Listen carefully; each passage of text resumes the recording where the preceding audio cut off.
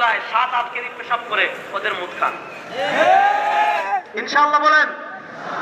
এই বাংলাদেশ দখল করবেন। আফগানিস্তানে আমেরিকার যে পরিণতি হয়েছে, এই বাংলাদেশের দিকে হাত বাড়ালে আপনাদের একই পরিণতি হবে ইনশাআল্লাহ। ইনশাআল্লাহ বলেন। আমি যুবকদেরকে বলতে চাই, এই বাংলাদেশের দিকে যদি কেউ হাত বাড়াতে চায়, এই বাংলাদেশকে কেউ যদি দখল করতে চায়, এই বাংলাদেশকে কেউ যদি অস্থির করতে চায়, এই মানচিত্রের দিকে যদি কেউ আঙ্গুল তুলতে চায়, সেই হাতকে ভেঙে দেওয়ার জন্য বীর চট্টগ্রাম মুসলমানরা প্রস্তুত আছে না ইনশাআল্লাহ। আমরা কোন মুসলমানের বেটা আমাদের সাথে খেলবা না?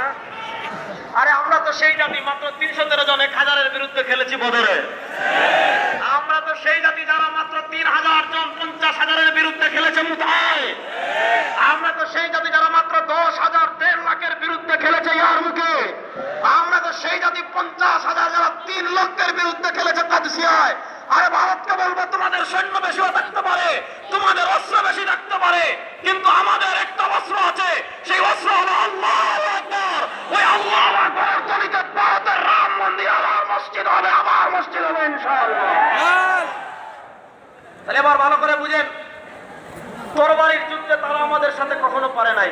এখনো যদি ঘোষণা দিয়ে, আজকে দেখেন ইসকন কি বলবো, আমাদের এই চট্টগ্রাম ওলি আল্লাহর পুণ্যভূমি চট্টগ্রাম, এটা আল্লামা আহমদ শফী রাহিমাহুল্লাহ পুরা পৃথিবীর মুসলমানদের যিনি অন্যতম নেতৃত্ব দিয়েছিলেন, আল্লামা আহমদ শফী রাহিমাহুল্লাহ এই চট্টগ্রাম, আল্লামা জুনায়েদ বাবনগরী রাহিমাহুল্লাহ স্মৃতি বিজড়িত এই চট্টগ্রাম, আল্লাহর কুতুবুল আলম আল্লামা জমিরউদ্দিন নানুপুরী রাহিমাহুল্লাহ স্মৃতি বিজড়িত এই চট্টগ্রাম।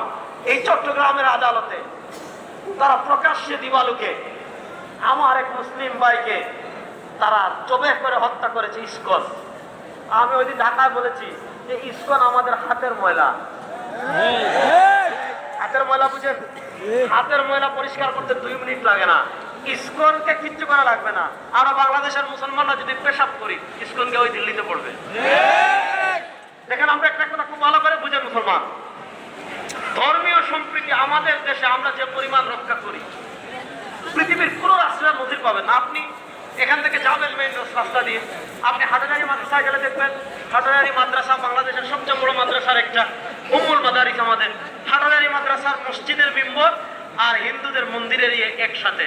আপনারা বাংলাদেশে 52 বছর থেকে যারা পুরো বাংলাদেশ পেয়েছেন, যারা 71 দেখেছেন, আপনারা বলেন, যারা এই যুগের আছেন তারাও বলেন, আপনারা কখনো দেখেছেন হাটাজারি মাদ্রাসা থেকে একটা পাথর কখনো হিন্দুদের মন্দিরে মারা হয়েছে? বলেন, হিন্দুদের মন্দিরে মারা হয়েছে? মারা হয় নাই। ধর্মীয় সম্প্রীতি আমরা সবচেয়ে বেশি রক্ষা করি। এটা বাংলাদেশের সরকারের যতটা অবদান, তার চেয়ে বেশি অবদান হলো দেশের আলেমদের, তার চেয়ে বেশি অবদান হলো দেশের পীর মাশায়েখদের।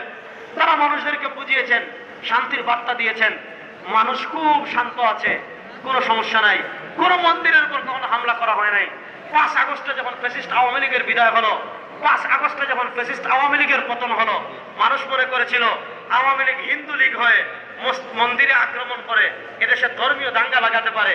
বাংলাদেশের আপামর মুসলমান মন্দির পাহারা দিয়েছিল যাতে ধর্মীয় সম্প্রীতি নষ্ট না হয়, যাতে ধর্মীয় দাঙ্গা নষ্ট না হয়। বাংলাদেশে হিন্দুরা পূজা করবে, আমাদের কোনো সমস্যা নাই, হিন্দুরা তাদের ধর্ম পালন করবে, আমাদের কোনো সমস্যা নাই, আমরা এটা নিয়ে মাথাও ঘামাই না।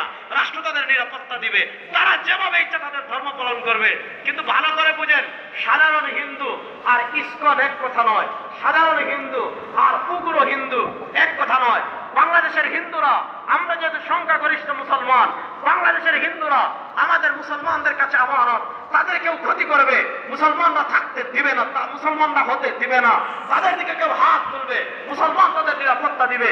কিন্তু মাসালা ভালো করে বুঝবেন, আমরা হিন্দু, সাধারণ হিন্দুদের কোন শত্রুতা তাদের সাথে, অর্থাৎ সাম্প্রদায়িক কোন শত্রুতা তাদের সাথে আমাদের নাই।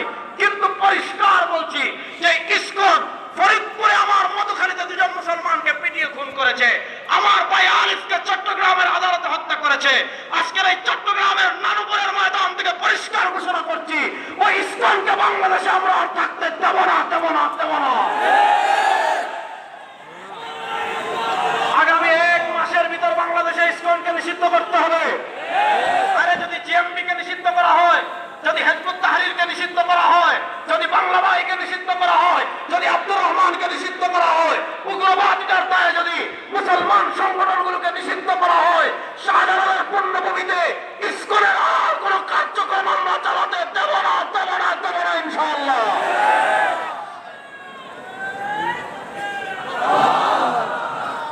আমরা ধৈর্য ধরে আছি।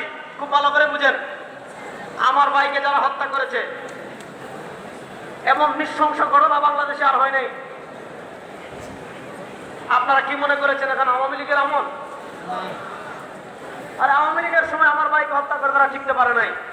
আর এই স্বাধীন নতুন বাংলাদেশে এসে আমার ভাই আলিফকে চট্টগ্রামে খুন করে ইসকন বাংলাদেশে থাকবে। বাংলাদেশের একজন কালেমা পড়া মুসলমান জীবিত থাকতে ইসকনকে এই জমিনে আর সহ্য করা হবে না। এখন সরকারের কাছে আমরা বলবো, আপনারা ইসকনকে নিষিদ্ধ করবেন কিনা বলেন, পরিষ্কার বলেন। যদি ইসকনকে নিষিদ্ধ না করেন, দেশের মুসলমান ইসকনকে নিষিদ্ধ করাতে আপনাদেরকে বাধ্য করবে ইনশাআল্লাহ। ইসকনের সাথে আমাদের কোনো আপোষ নাই। এই ইসকন হলো ভারতের 5টা গোলাম। এই ইসকনরা আমাদের দেশের মানচিত্র ভেঙে চট্টগ্রামকে, আপনারা জানেন চট্টগ্রামের একটা ছিল ইসকনের দালাল। সে তোমার কোথায় গিয়েছিল? পূজায় গেছিল, বুঝছেন? পূজায় গিয়ে নাচানাচি করতেছে, মূর্তির সামনে নাচানাচি করতেছে, আর বলতেছে কি জানেন, এদেশের আলেমদের মতো আমার ইমান কি এত দুর্বল যে মূর্তির সামনে দাঁড়াইলে, মূর্তির সামনে নাচানাচি করলে, মূর্তির সামনে এটা করলে আমার ইমান নষ্ট হয়ে যাবে। সে বলতেছে তার ইমান এত দুর্বল না। আমরা বলেছিলাম, আরে ইমান যাওয়া আসা, ইমান ভাঙ্গার প্রশ্ন আসবে, ইমান তো থাকলে বেটা, তোর তো ইমান নাই, ভাঙবে কি? তার তো ইমানের এই ভাঙবে কি? বুঝেন, এই চট্টগ্রামকে কেন্দ্র করে সবচেয়ে বেশি ষড়যন্ত্র করছে ইসকনরা। আমি চট্টগ্রামের, আমি চট্টলার বীর মুসলমান ভাইদেরকে বলে যাব, আপনারা সবাই সতর্ক থাকবেন তো ইনশাআল্লাহ। উগ্রবাদী হিন্দুদের, উগ্রবাদী ইসকনের সকল ষড়যন্ত্রকে রুখে দেওয়ার জন্য বাংলাদেশের বীর মুসলমান 24 ঘন্টা প্রস্তুত ইনশাআল্লাহ।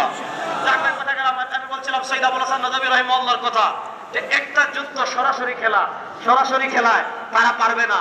আর তারা যদি 100 কোটি হয়, আমাদের 14 কোটি মুসলমানদের সাথে আসুক, খেলার জন্য আমরা প্রস্তুত ইনশাআল্লাহ। বলেন বলেন না ইনশাআল্লাহ? একটা যুদ্ধ হলো তরবারির যুদ্ধ, সেই যুদ্ধে তারা আমাদের সাথে পারে না। কিন্তু আরেকটা যুদ্ধ আছে, মনোযোগ, এটা বলে আমি আর বেশি সময় দেব না, একটু ধৈর্য ধরেন। আরেকটা যুদ্ধ আছে, সৈয়দ আবুল হাসান নদভী রাহিমাহুল্লাহ বলেছেন, আল গাজওয়াতুল ফিকরিয়া, চিন্তা যুদ্ধ।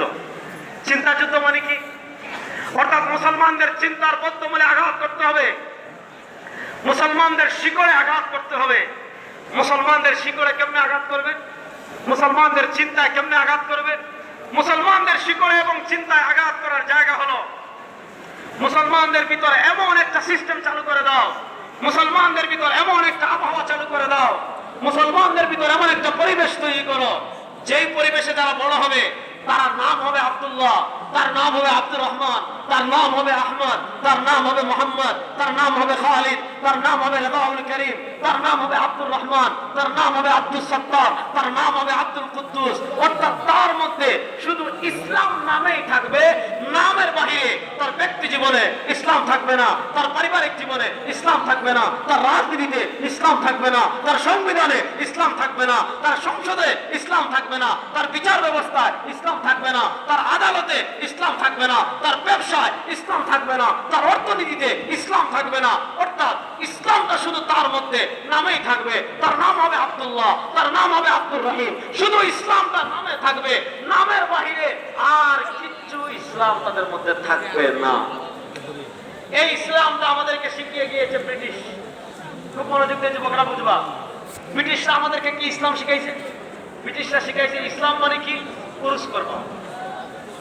ইসলাম মানে কি? পুরুষ করবা।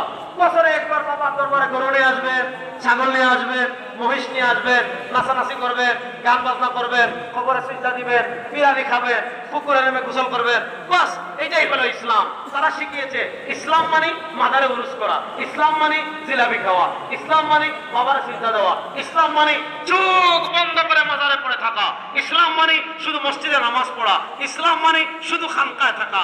এই যে ব্রিটিশ আমাদেরকে